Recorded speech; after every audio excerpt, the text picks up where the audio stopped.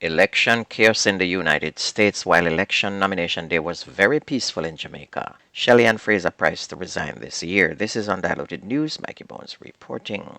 The question of whether ex-President Donald Trump is eligible to be on the ballot in the 2024 presidential election for his role in the January 6 insurrection has been raised in nearly 3 dozen states. This is now being heard in the Supreme Court.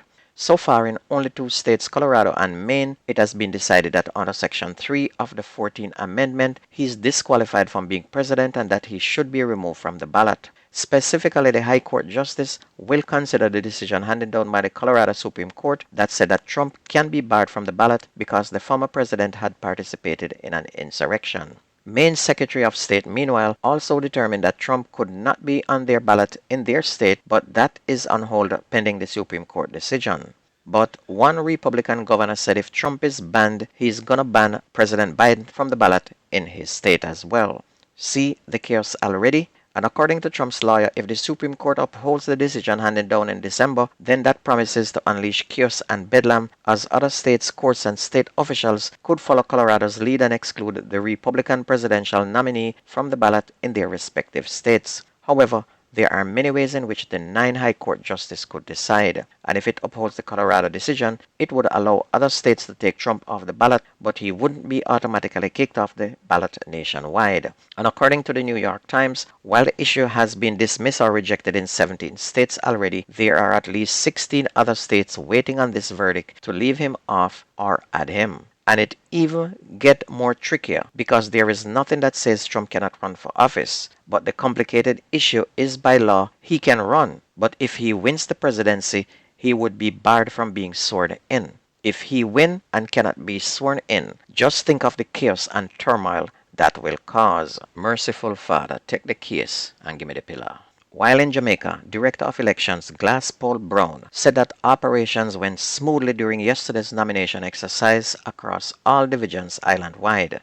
Mr. Brown said that nearly 230 candidates were nominated for each of the main political party. 229 candidates from the GLP, including the mayoral candidate for Portmore, and 229 candidates from the People's National Party. He said 37 independent candidates were nominated, while 4 candidates were nominated under the United Independence Congress, the UIC banner, which is Jamaica's 3rd political party. Good news, people, there was no war.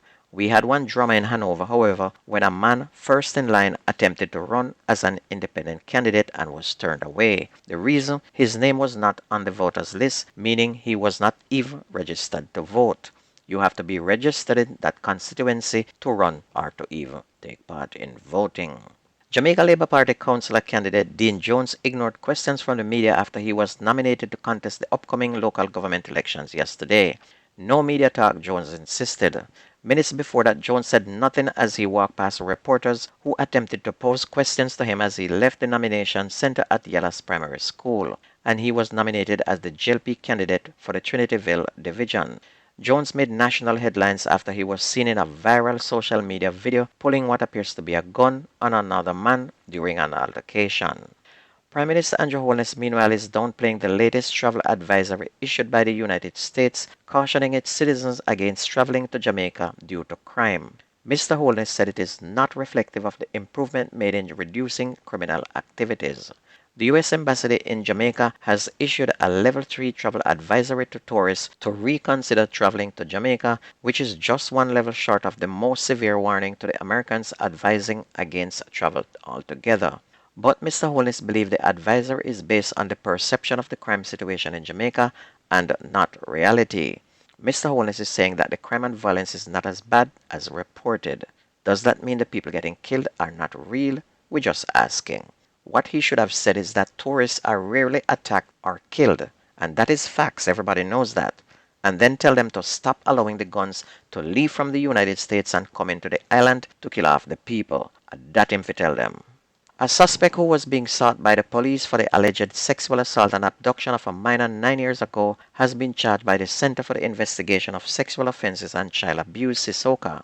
CISOCA said 27-year-old Dahiki Graham, otherwise called Diamond, of a downtown Kingston address, was charged on Tuesday following an investigation into the incident which occurred in 2015. CISOCA reported that between July and August of 2015, Graham, who was 19 years old at the time, met the underage student and the two were involved in an intimate relationship. The teen became pregnant during that period. The cops further alleged that during the mentioned period, the child was held against her will for about 2 weeks at the house of the accused, and Graham is now booked to appear in court. A man was shot dead and another narrowly escaped injuries after picking apples in Belfield Pen in St. Mary yesterday afternoon. The dead man has been identified as Ryan Pendergast, and reports are that about 2:45 p.m. the two men went to a property in the community and picked apples. On their way from the property, they were confronted by another man. That man, the police said, informed them that he was paying the lease for the property and questioned why they were picking his apples. He then reported to pull a firearm from his waistband and open fire, hitting Pendergrass in the upper body and killing him on the spot. The other man ran and managed to escape unhurt. The shooter then fled the area, police said. On to sports, Jamaica sprint legend Shelly-ann Frasier Price, a three-time Olympic gold medalist and 10-time world champion, said that she will retire after this year's Paris Olympics in an interview published yesterday.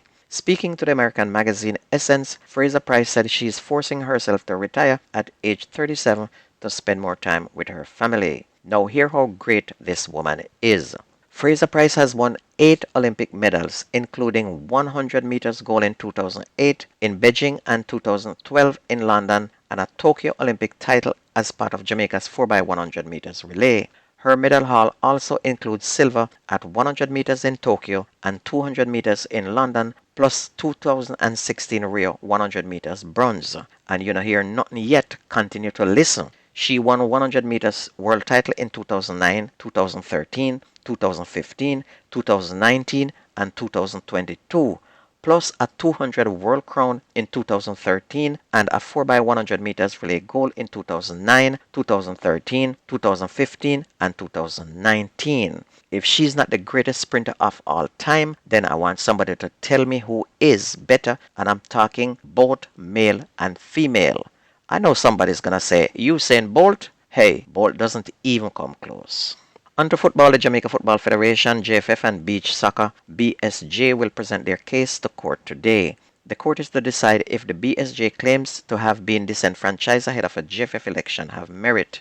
In January, a couple of days before the scheduled JFF election date on the 14th, BSAJ filed a complaint which resulted in a court-ordered postponement. BSJ has been denied its right to vote in the election, with the JFF unfairly recognizing a new organization, Beach Football Jamaica Limited, and that is the beef that is causing it. Anyway, don't forget that the best news and sports takes place on this radio station. If you ever missed the news, please go to YouTube, type in Jamerican Undiluted News, listen, like, share, and subscribe to keep it going. That's news and sports on your favorite radio station. My name is Mikey Bones. I gone.